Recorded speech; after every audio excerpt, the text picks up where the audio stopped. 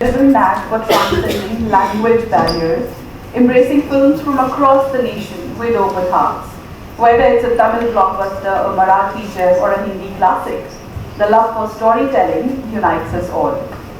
Subtitles, dubbing, or even pure emotion when there is no dialogue. Cinema becomes a universal language, celebrated and cherished pan-India. So today it's a pure pleasure that we have in our midst one such star from South Indian cinema, Aishwarya Lekshmi, who's being loved and appreciated across the nation. We have a little Amy to welcome.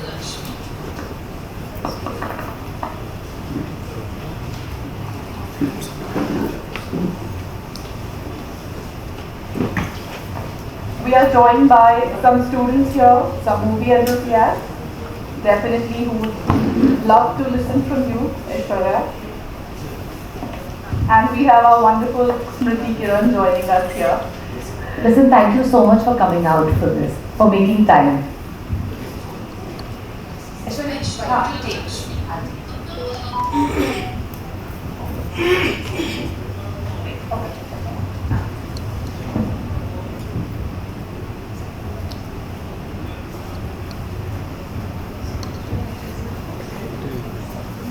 I think you can address by the title Fixing the Chat. Hello, hi. I am not sure if you have watched any of my movies, but I would.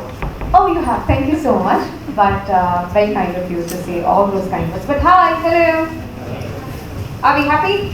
Are we good? Do we have our energy with us? Yes. Yes. Good. Okay. So I come from Kerala. I was born and raised in Kerala. I started acting 7 years back, and they were very kind enough to call me a star and all that, but I'm not. I have some practical wisdom that I would like to share with you, and I'm hoping that all of you gain something from this session, gain some knowledge.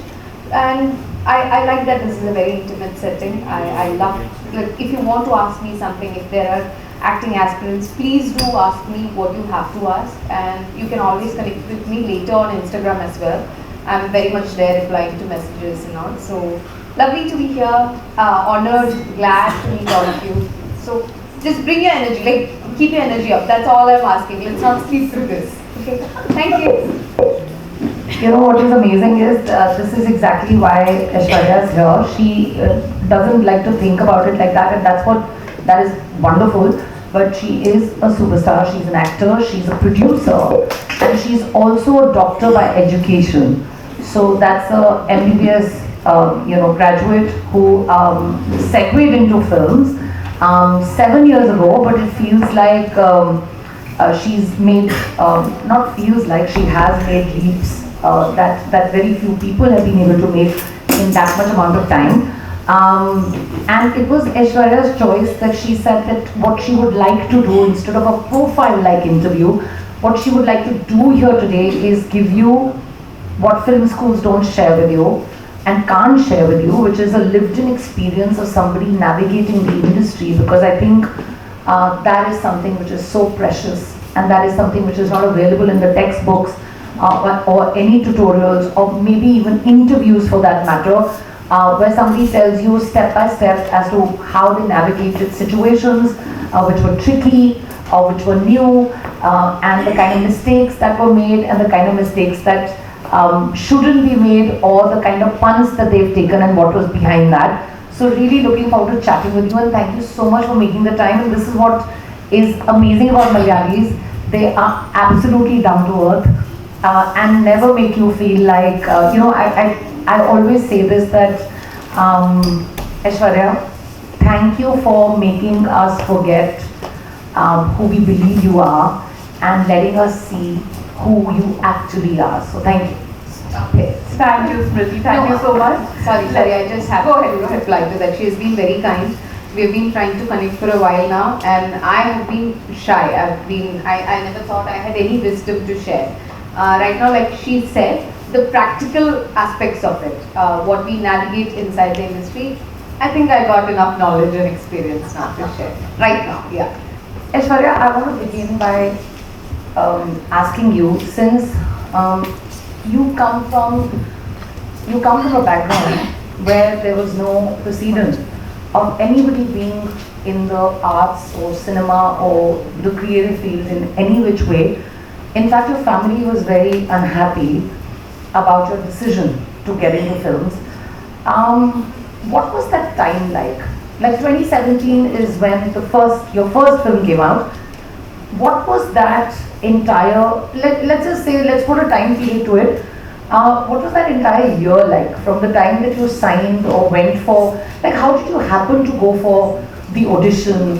How did you get the role? How did you convince your family or not, for that matter? What was that like? Walk us through that. So when I was studying for medicine, the second, third year onwards, I started doing modeling. But that was not because I liked modeling or I had a passion for it. It was just because I wanted some pocket money, and my parents are really strict. So every time the amount will come monthly, it would be like, what, 4,000, 5,000 for the hostel expenses and for educational, whatever I need. So I did modeling on the side. Even that used to be very hush-hush. So I still remember there was a campaign for a hair commercial, and the commercial was that they saw my hair and the hair looked shiny. So not today, but so the campaign went like that, and I actually convinced my parents, saying, listen, so I walked into a mall, these people saw my hair and it looked shiny, and that's how the ad happened. So that's how I convinced. My mother will know now if she ever sees this video. We'll send it on. Okay. Yeah, so that's how it was. That's how modeling happened to me. And then I never was interested in cinema, because for me, I was sure I was going to finish my MBBS, I will get MD, I'll get married to a doctor. So the game plan was that, get settled in life, or what is supposed to be the settling in life. So anyways, my final year after my results came out, so going to Ernakulam, to cafes was the thing that time. Like that was our way of getting out of the campus, or allowed ways of doing things. And I used to think I was a rebel. Now I know I wasn't. The cafes were the nicest, the rebellious part of being in college. And so, you're there. Sorry. Rajiv. Sorry. It's like an invigilator walking. So anyway, so I saw a casting call in that one of the cafes that I visited, and it said Nivin Pauly, who's a big superstar in South, and they are looking for female lead as well as the younger sister character in the film. So I was like, okay, fine, I'll just send it a picture. I sent it the picture. The director was already looking at my pictures, and he thought I looked not so nice with makeup. So that's a good thing in South. They like to see you as you are. They don't want to put you in boxes. So, but he had seen the pictures, and the modeling pictures had makeup in them. So he actually asked me to send non-makeup color pictures. Then he met with me. It was a very small role, and he offered me the part. Like, if you were okay with doing it, like the role is yours. And it was after that we actually did the audition. It was very crazy, the first one. So I got selected, and then I did the audition. Just to make sure that, because they'd seen my ads, they thought I could act. But that is not the time that I really wanted to work in cinema. Even then I was just, I told my parents I'm just trying this out. But when I actually wanted to work in cinema was the last day of shoot. I was so unhappy with a lot of things, or the way I conducted myself in the film set, or I didn't understand a lot of things. Or how I acted in the film from day one to the last day. So I was just getting warmed up to giving a better performance, or understanding what's actually happening on set. And then the movie got over. Like I had 5-6 days. I just didn't even get time to get in, So that's the day I decided I wanted to do a better job. I want a film where my director says, good job well done. And that's what I think I've been waiting for. In every film, that's what I pursue. I want my director to be really happy with the work I do. But on the last day of shoot, when you realized that, okay, fine, I would like to do this, I would like to pursue this, what did you do post that? Because 2017 is also the year that the big, inflection point in your career, which is Ashiq Kapoor's Mayadari, happened. And Ashik Abu is a very big director down south, and he can, not only has he given opportunity to a lot of filmmakers that we enjoy from there, he's like a serial mentor, I feel. But he and his Rifle Club is about to come out, which is a movie that everybody should watch out for. How did you map the journey post that, when you suddenly had that aha moment that, okay, I want to do this, I like this, I want to make a go for it? Yeah. So I took all the feedback that I got, which came to me directly and which people were speaking behind our backs, because that does happen, especially in your first films. It happens. People have their own opinions and they share it with people. So what I did was I did the right thing. Right now I'm very proud I did the right thing. I went to an acting workshop. I decided to control the one thing I could control. I went to an acting workshop in Bombay. It was a 1-month course. So I could interact with people who have already acted. How did you find out about it? Sorry to interrupt. No, online. I searched best acting workshops in the country. So that's how I figured. And then I had 1 month. I was still doing my house agency at that point. So the maximum I could take out was a month. So this helped me, and I went into the actors route. That's what the workshop was called. I enrolled for a month's course. There was voice lessons. I didn't even know that was important to an actor. When I joined the course is when I figured, oh, there's that aspect to it. I didn't even know that. And they taught me in the course to actually do the exercises every day, so that when you actually need it during performance, it happens then and you're not lacking there. So Saurabh Sachdeva sir was the acting coach.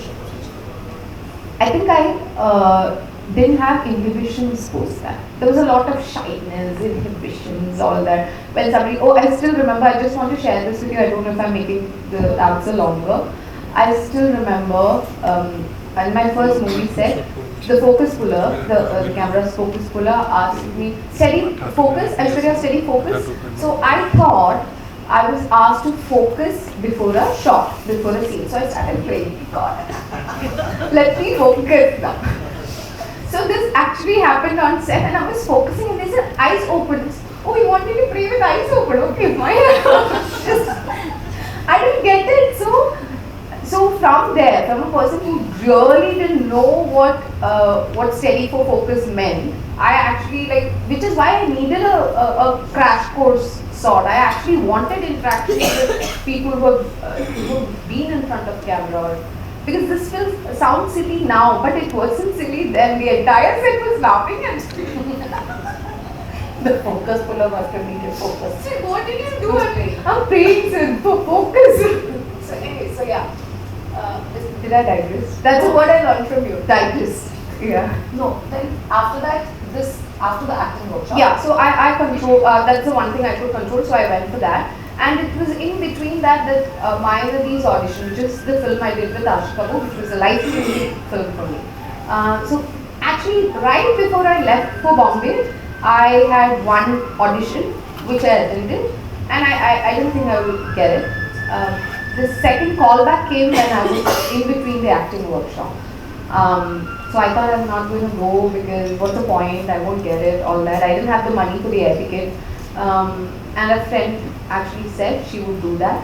She would take the flight tickets from me. So I went in, did the audition. It was a very easy audition. They actually only asked me to romance, because this is a love story. They played a song and wanted to see how my romancing caliber is, which is good. So how do you romance? I think seriously, I just want to know, how do you romance? Like when somebody tells you in front of the camera that, we put on this song, now romance. Yeah, so I take pride in the fact that I can romance anything. I'm so sorry, but that right now, outside. don't test this now. But no, this is one of the easiest thing I feel. I feel you just need to give attention to, as a person, if the idea is to show affection or love, you give attention to them, what they are saying, how their eyes are moving, how their lips are moving. And I feel focusing on the lips a lot actually has brings a different effect on camera. It's a technical side of things, but basically just feel it. Feel, that's what I do. Yeah. But so yeah, so that was the audition. I cracked it. I got the part, and then it was really easy to work with Aishwarya Lekshmi. So he would give you priority because you are the person who should perform.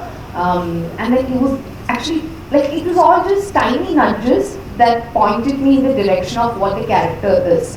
So I felt like I was doing a good job. That gave me so much of confidence. I cannot tell you the amount of confidence that movie gave me. From all the bad responses or saying you're not good enough or whatever I heard for my first film, I could, and I had the fire to actually give, oh, I need to do this right. And then when you have the right guidance, the right mentors, then it was easy. So actually they made me feel like I'm doing it on my own, which was not the case. They were helping me a lot. But the character still stands. I feel like I get at least one message about the film or one reel or story tag, whatever about the film till today. It's been 7 years. I think that's the best you can ask, like the best thing you can get from an entire career. One character that stays, at least one that stays. So I got that in my second film. But how lovely that you said that. Hema Malini actually said that after working for so many years, she said that, I'm so proud of Basanti that I was able to create a character that everybody is going to remember me by, and that is all that an actor aspires to or wants, that you should be remembered by something which creates legacy and memory like that amongst people. Aishwarya, you did get Mayanadi. Everybody wanted to be a part of Ashik's movie. It's very aspirational for anyone to get that. And you auditioned, you got it. Tovino was the lead in the film. What kind of focus does that put on you? Because suddenly all eyes were on you. There are so many incredible actors in Malayalam cinema. What happened post that? What kind of focus did you get on yourself, and how did you manage to kind of shut the noise and focus on your work? And did everything change around you at that point of time? Because suddenly you're part of this big film.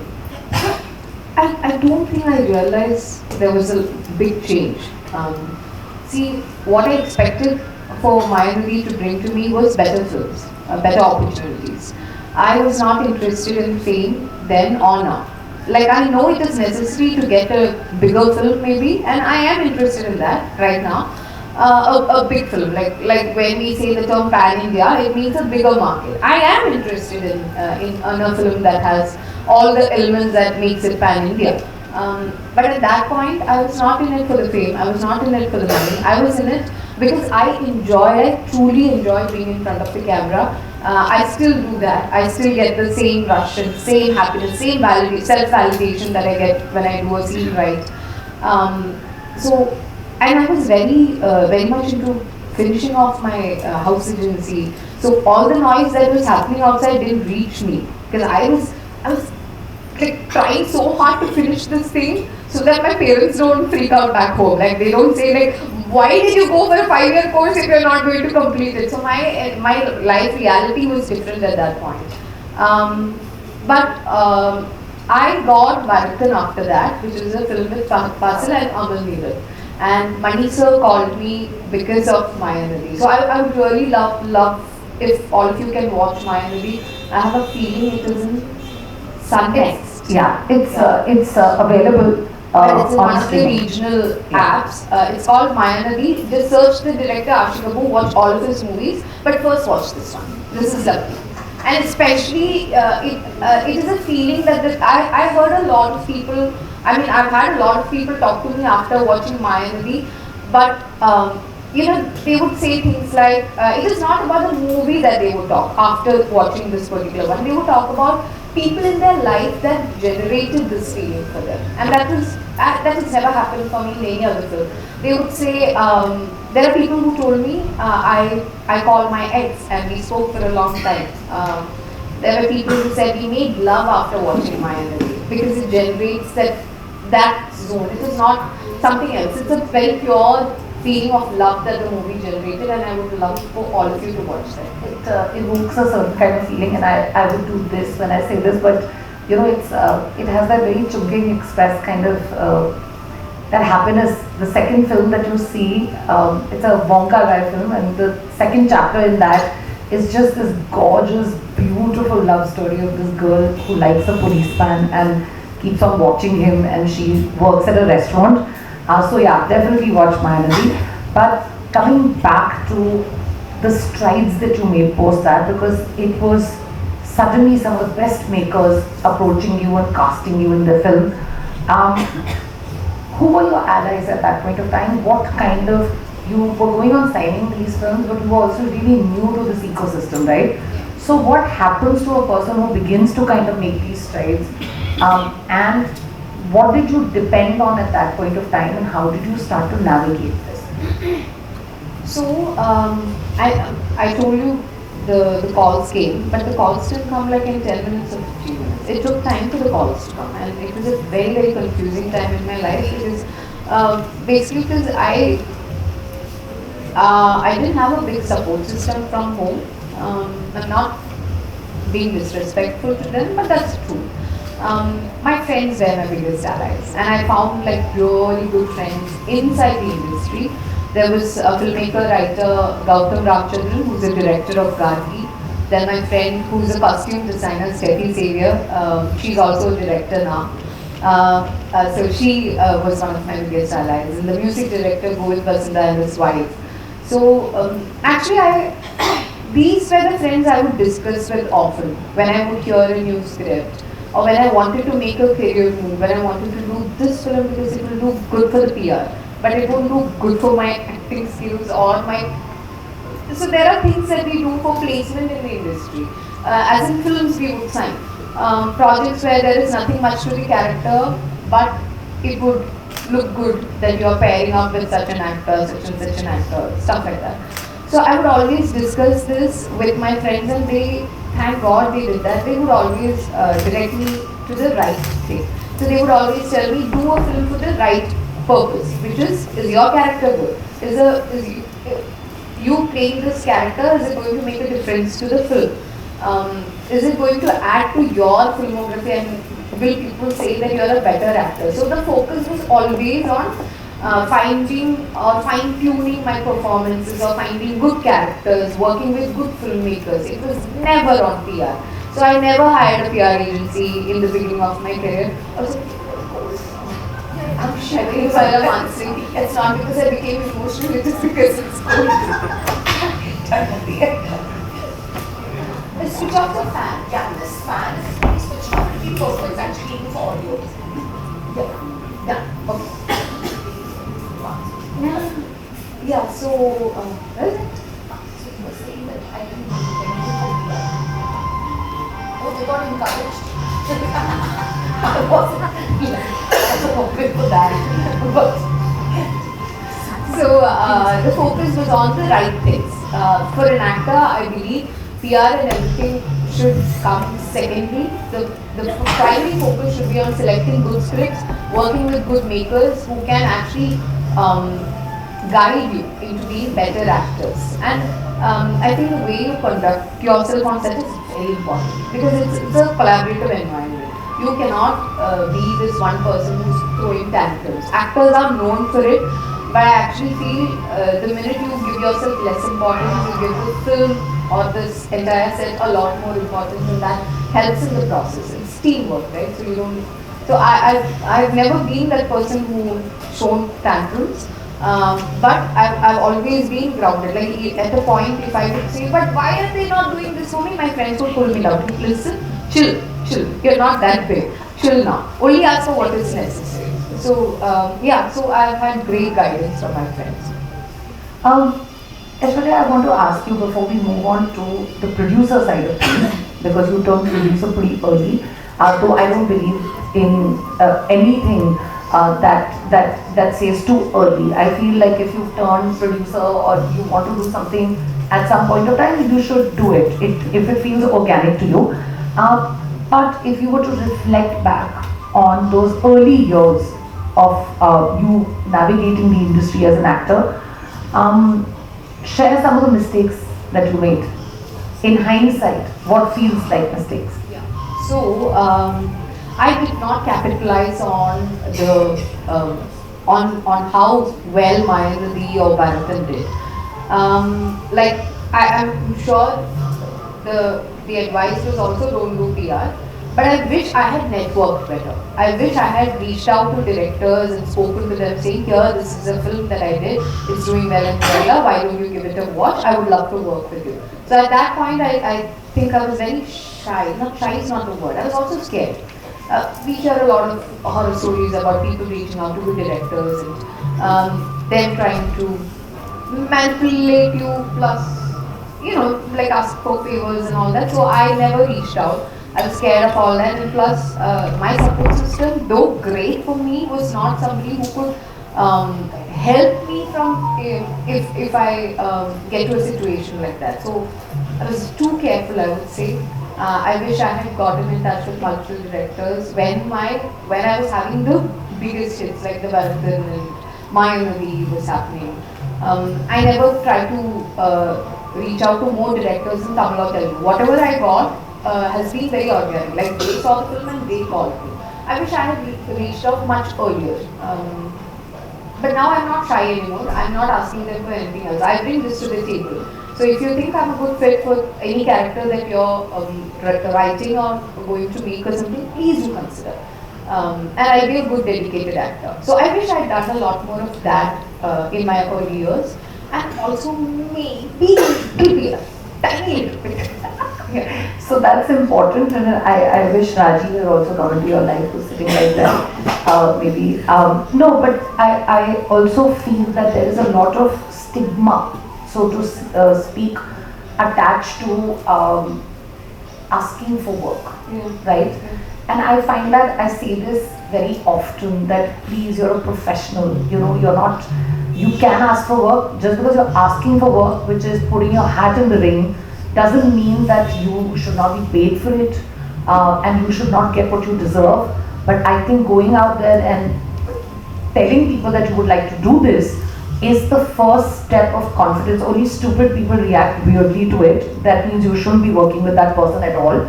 But people who are professionals, if somebody came up to me or came up to you or you went up to somebody, I'm going to be like, oh my god, this person wants to do this. So the first level is already clear that this person is interested. Now I just need to see whether they match the energy, they match the ethos of that particular work. So because there's so many young professionals here or people who are students, I really want to say that putting your hat in the ring is actually really good. Don't let your ego come in the middle of this, and who better to tell you than somebody who has such a successful career right now that they wish they'd done that.